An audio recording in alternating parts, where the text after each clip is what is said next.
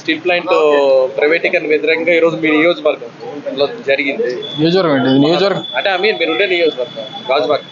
Visakhapatnam steel plant ప్రైవేటీకరణ అనేటువంటి అంశం ఈ రోజు కాదు, దాదాపు కొన్ని సంవత్సరాలుగా ప్రైవేటీకరణ వ్యతిరేకంగా జరుగుతున్నటువంటి పోరాటాలు కానీ,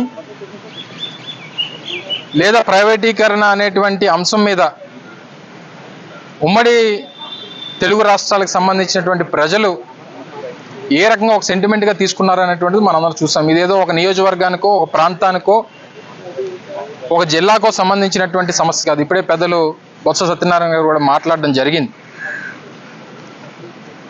విశాఖపట్నం స్టీల్ ప్లాంట్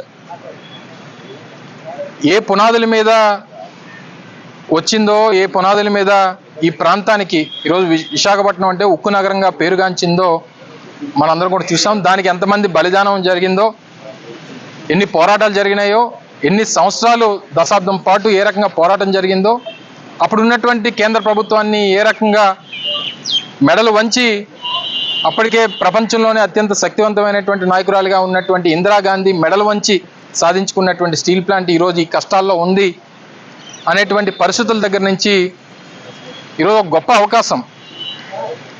గతంలో మేము 5 సంవత్సరాలు అధికారంలో ఉన్నప్పుడు ఏ రోజు కేంద్ర ప్రభుత్వం నిర్ణయం తీసుకుందో ఆ రోజు నుంచి దానికి వ్యతిరేకంగా పోరాటంలో, అది ప్రత్యక్షంగా కానివ్వండి, పరోక్షంగా కానివ్వండి, ఉన్నటువంటి కార్మిక సంఘాలకి, పోరాటం చేస్తున్నటువంటి పోరాట సంఘాలకి, పోరాట కమిటీకి అన్ని విధాలుగా సహకరించినటువంటి సందర్భాలు మీ అందరికీ తెలుసు.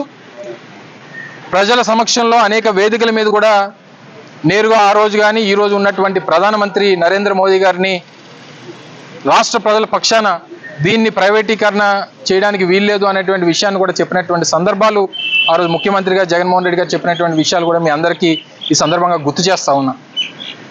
అయితే ఈ రోజు ఉన్నటువంటి పరిస్థితుల్లో మన 12వ తారీఖున 2వ బ్లాస్ట్ ఫర్నెస్ని కూడా క్లోజ్ చేయడం మనం చూసాం. మొదటి నుంచి కేంద్రంలో ఉన్నటువంటి ప్రభుత్వం గతంలో కానీ ఇప్పుడు కానీ ఇది నష్టాల్లో ఉన్నటువంటి ప్లాంట్ కాబట్టి, ఎక్కువ నష్టాలు ఉన్నాయి కాబట్టి దీన్ని ఏదో రకంగా ఏం చేయాలి అనేటువంటి, ప్రైవేటైజ్ చేయాలి అనేటువంటి ఆలోచనతో ముందుకు వచ్చింది. ఇది నష్టాల్లో ఉన్నటువంటి ప్లాంట్ కాదు, అప్పుల్లో ఉన్నటువంటి ప్లాంట్, నష్టాల్లోకి నెట్టి వేయబడుతున్నటువంటి ప్లాంట్. అప్పుల్ని నష్టాల కింద చూపించి దీన్ని ఏదో రకంగా ప్రైవేటైజ్ చేయాలి అని చెప్పి ఆలోచన చేస్తున్నటువంటి ప్రభుత్వం వాళ్ళది. ఈ సందర్భంలో ఇప్పుడున్నటువంటి కేంద్ర ప్రభుత్వం వారికి ఉన్నటువంటి సొంత రాజకీయ పార్టీ బలంతో ఏర్పాటు అయినటువంటి ప్రభుత్వం కాదు. అనేక వారి మిత్రపక్షాలు, ఈరోజు ఉన్నటువంటి తెలుగుదేశం పార్టీ ఒక 16 మంది పార్లమెంట్ సభ్యులు, లేదా వారితో పాటు ఇక్కడ కూటమిలో ఉన్నటువంటి జనసేన పార్టీకి సంబంధించినటువంటి ఒక 2 పార్లమెంట్ సభ్యులు, వీరందరూ కూడా అక్కడ మద్దతు పలికితే కేంద్రంలో ఏర్పడినటువంటి ప్రభుత్వం ఈరోజు దేశంలో పరిపాలన చేస్తూ ఉంది. మరి ఈ సందర్భంలో మేము కోరేది ఒకటే, నిన్న స్థానిక పార్లమెంట్ సభ్యులు కానీ, మా స్థానిక శాసనసభ్యులు, రాష్ట్ర పార్టీ అధ్యక్షులు వారు మాట్లాడినటువంటి మాటలు చూసిన తర్వాత, అంటే మీరెవరో రోడ్ల మీదకి రాకండి, ఒకవేళ ప్రైవేటీకరణ అయిపోతే అప్పుడు మేము రాజీనామాలు చేస్తాం, అయిపోయిన తర్వాత రాజీనామాలు కానీ, ఉన్నప్పుడు రాజీనామాలతో సమస్య పరిష్కారం కాదు. మీరు కానీ మీ పార్టీ అధ్యక్షులు వారు, లేదా మీ పార్టీ రాష్ట్ర ముఖ్యమంత్రిగా ఉన్నటువంటి చంద్రబాబు నాయుడు గారు చెప్పాల్సింది ఏంటంటే, మేము ప్రజల తరపున, కార్మికుల తరపున, రాష్ట్ర ప్రజల తరపున వైఎస్ఆర్ కాంగ్రెస్ పార్టీ కోరేది ఒకటే, ఈ ప్లాంట్ ప్రైవేటీకరణ ఆగాలి అంటే చంద్రబాబు నాయుడు గారు కేంద్ర ప్రభుత్వానికి ఒకే ఒక మాట చెప్తే ఇది అవుతుంది. మీరు కానీ విశాఖపట్నం స్టీల్ ప్లాంట్ ప్రైవేటీకరణ చేస్తే కేంద్రంలో మీ ప్రభుత్వానికి మేము మా మద్దతుని విత్డ్రా చేసుకుంటాం అనేటువంటి మాట చెప్తే ఇది ఆగేటువంటి ప్రసక్తి ఉంటుంది తప్ప,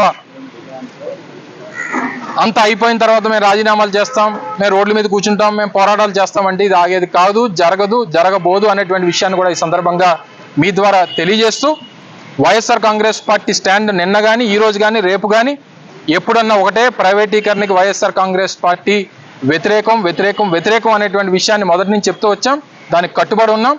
దానికి ప్రజల పక్షాన, కార్మికుల పక్షాన, ప్లాంట్ పక్షాన ఏ రోజు ఎక్కడికన్నా ఏ పోరాటానికన్నా వైఎస్ఆర్ కాంగ్రెస్ పార్టీ ఎప్పుడు కూడా సిద్ధంగానే ఉంటుంది అనేటువంటి విషయాన్ని కూడా ఈ సందర్భంగా తెలియజేస్తాను. నేనేం వాళ్ళు రాజీనామా చేయమని అడగట్లేదే. వాళ్ళే చేస్తారు. వాళ్ళు చేస్తాం, వాళ్ళు ఏ రకంగా చేస్తారో మాకు తెలుసులే, కానీ వాళ్ళు చేసినటువంటిది లెటర్లు, ఇచ్చినటువంటి లెటర్లు, మళ్ళీ కోర్టులకు వెళ్ళి నా ఎమ్మెల్యే సభ్యత్వాన్ని కాపాడండి, లేదా నా పార్లమెంట్ సభ్యత్వాన్ని కాపాడండి, ఈ రకమైనటువంటి చీప్ ట్రిక్స్ అనేటువంటివి కరెక్ట్ కాదు. ఫస్ట్ ఆఫ్ ఆల్ నేను క్లియర్గా చెప్తున్నాను. నేను చెప్పిన దాంట్లో కానీ మా పార్టీ స్టాండ్లో కానీ ఏదైనా తప్పు ఉంటే మీరు ఇప్పుడే అడగండి, చెప్పండి. ఈరోజు కేంద్ర ప్రభుత్వం, మోడీ గారి ప్రభుత్వం కేంద్రంలో ఒక పక్క తెలుగుదేశం పార్టీ, ఒక పక్క జనతాదళ్ నితీష్ కుమార్ గారి 2 చేతి కర్రల మీద ఈరోజు కేంద్రంలో ప్రభుత్వం నడుస్తూ ఉంది. ఏ కర్ర పోయినా ప్రభుత్వం కూలిపోయేటువంటి పరిస్థితి ఉంది. ఇంకో 4 సంవత్సరాలు 9 మాసాలు ఇంకా కాలం ఉంది. ఈ సమయంలో ఇటువంటి హుకుం జారీ చేయాల్సినటువంటి బాధ్యత ఈరోజు రాష్ట్రంలో ఉన్నటువంటి ప్రభుత్వం మీద ఉంది. నిజంగా ఆ రోజు కూడా మా మద్దతుతోనో లేదా మా అవసరంతోనో ఆ రోజు కేంద్రంలో ప్రభుత్వం ఏర్పాటు ఉండుంటే డెఫినెట్గా అదే చేసేవాళ్ళం. ఆ మాట జగన్మోహన్ రెడ్డి గారు మొన్న ఎన్నికల్లో చెప్పారు, దానికి ముందు ఎన్నికల్లో కూడా చెప్పారు. సో ఆ రకంగా ఆ మాట చెప్తే ఎందుకు ఆగదని అడుగుతా ఉన్నాం. ఈరోజు 3,000 కోట్లు 2,500 కోట్లు దేనికి ఇస్తామని చెప్పని అంటున్నారు? ఉన్నటువంటి ఎంప్లాయీస్ని తగ్గించడానికి, వాళ్ళకి వీఆర్ఎస్ సెటిల్ చేసి పంపించేయడానికి మీరు డబ్బు సాయం చేయాల్సినటువంటి అవసరం లేదు. ప్లాంట్ని ఏ రకంగా కాపాడాలి, ప్లాంట్ని ఏ రకంగా ప్రైవేటైజ్ కాకుండా చూడాలనేటువంటి దాని మీద ఏదైనా సలహాలు, సూచనలు మీరు ఇచ్చుంటేనో, మీ నిర్ణయాలు చెప్పుంటేనే బాగుండేది అనేటువంటిది మేము చూస్తూ ఉన్నాం. ఆ రోజు కూడా నేను గాజువాక నుంచి పోటీ చేసినప్పుడు కూడా చెప్పాను. నిజంగా ఆ రోజు నరేంద్ర మోడీ గారు అనకాపల్లి వచ్చినప్పుడు చెప్పడం జరిగింది. ఆయన రాకముందే చెప్పాం, మీరు మోదీ గారితో ఒక ప్రకటన చేయించండి, వాళ్ళు మేము పోటీ కూడా పడాం, మేము విత్డ్రా అయిపోతాం అనేటువంటి మాట చెప్పాం. ఇది రాజకీయాలకి ఒక 5 సంవత్సరాల పదవి కోసం, ఇంకో దానికోసం ఇన్ని కోట్ల మంది ప్రజల తాలూకు సెంటిమెంట్ అయినటువంటి స్టీల్ ప్లాంట్ని ఏమి చేసినా సరే, ఎంత త్యాగం చేసినా సరే దానికి తక్కువే అనేటువంటి విషయాన్ని మరొకసారి ఈ సందర్భంగా తెలియజేస్తా ఉన్నాం. వైఎస్ఆర్ కాంగ్రెస్ పార్టీ పోరాటానికి ఎప్పుడు మద్దతు పలుకుతూనే ఉంటుంది. దీన్ని కాపాడుకునేటువంటి దానికి మా వరకు ఎంతవరకు వెళ్లాల్సిన అవసరం వచ్చినా అంతవరకు వెళ్తాం అనేటువంటి విషయాన్ని కూడా తెలియజేస్తాం.